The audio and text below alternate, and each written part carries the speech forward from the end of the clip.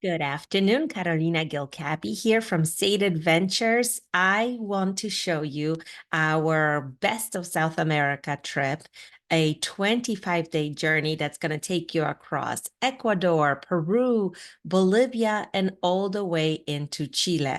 Of course, this is a private tour like any trip that we create here, so we can obviously add on Argentina, Brazil, any other places that are on your list, but this is a great start to some of the highlights in South America.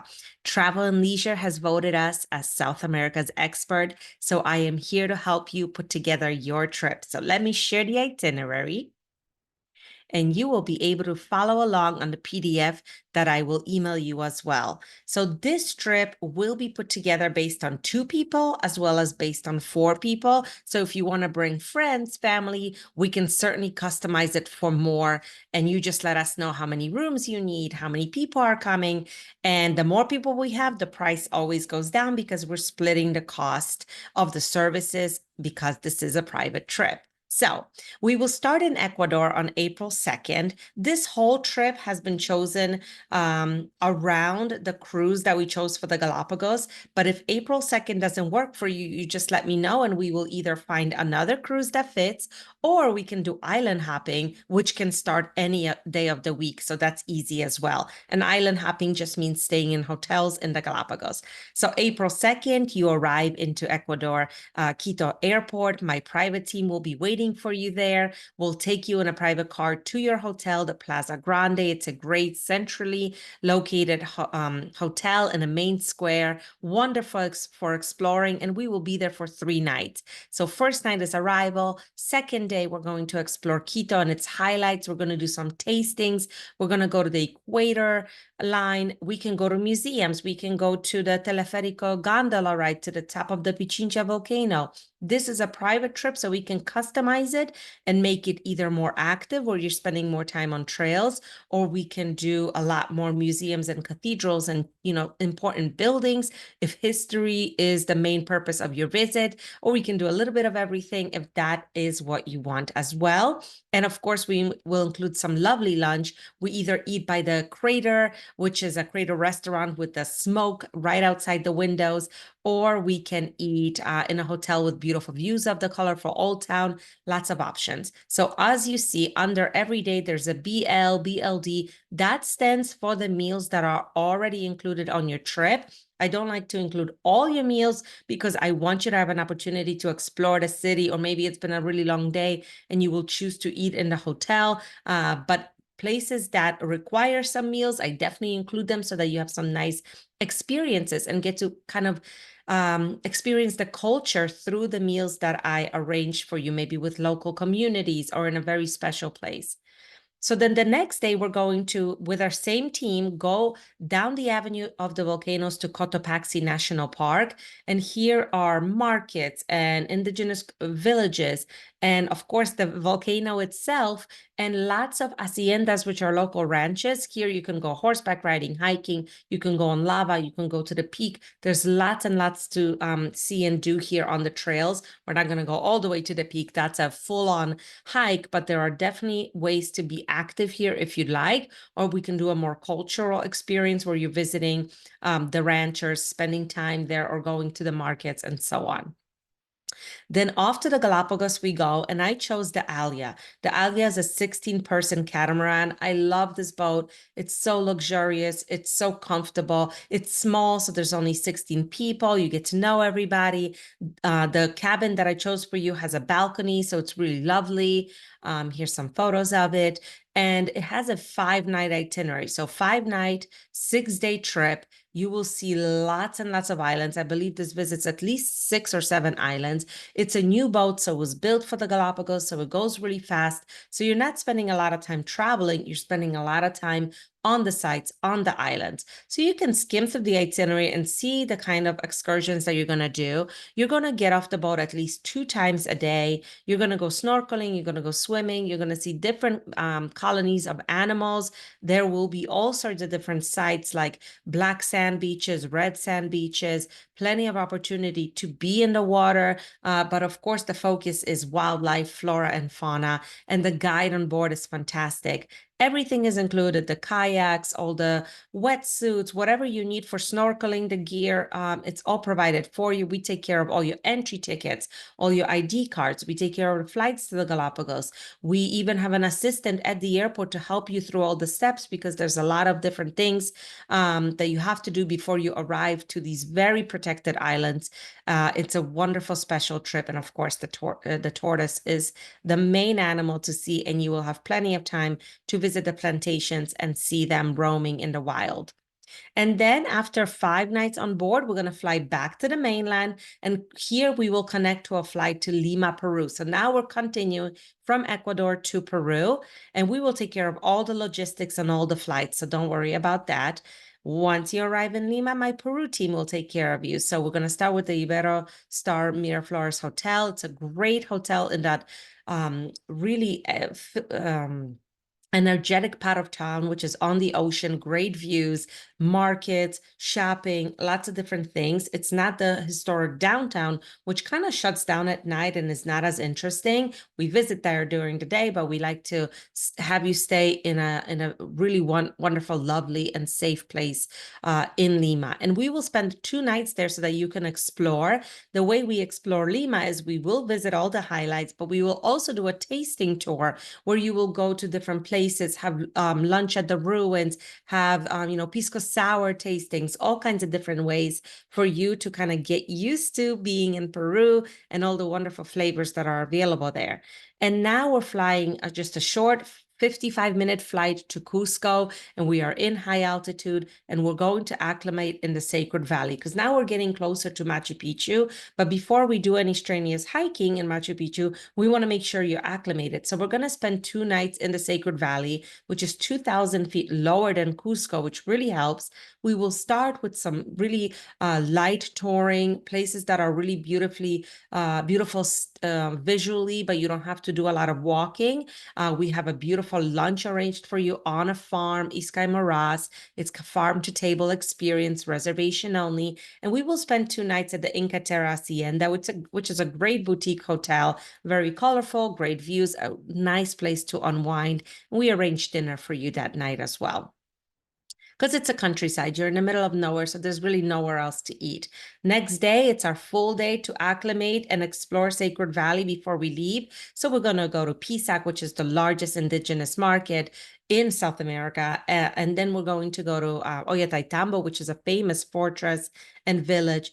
Lots of different sites to explore here. We see the sites that are very popular, but we also get off the beaten path and we try to show you something really special and introduce you to the culture of Peru. And so we do that by a Pachamanca ceremony. And that is the way the locals cook lunch underground. So we will have that ceremony arranged for you, and you can participate and really get to have a peek into a village in the Andes Mountains. And day 13, we get on a train, 2 hours, and we're in Machu Picchu. We have a private tour of the ruins. We're going to spend the night in the village, which allows us to wake up in the morning and go back to the ruins for another visit at sunrise. We don't have to go that early. We can choose a 7 a.m. or a 10 a.m., but that will give you the opportunity to go hiking to Huayna Picchu. If you're not a big hiker, then we can do Uchu Picchu, which will allow you some amazing views, but not as strenuous on the body. We'll have lunch at the famous Sanctuary Lodge, and then a train back to Cusco. And finally, because we're fully acclimated, we can enjoy Cusco for 3 nights. If I'm going too fast, please send me an email. Let me know if you have questions. I hope you're jotting down notes so that we can compare and I can help you with any concerns or questions that you might have. Some things that people ask me, do I need any vaccinations for this trip?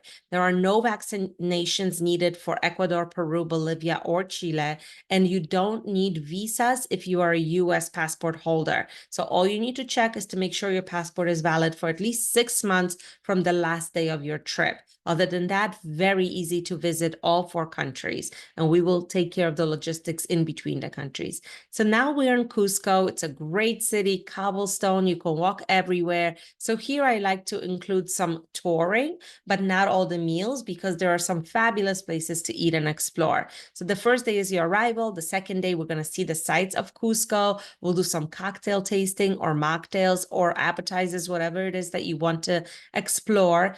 And then I also included that third night in Cusco. So if you want, we can do the Rainbow Mountain hike. So there are two different ways to do Rainbow Mountain. We can go to Vinicunca, which is the famous Rainbow Mountain, which you see a lot in social media. It is very crowded. There's a lot of people that go there, but we do it privately. We go 1 hour earlier before the buses, so you don't really hike with the crowds.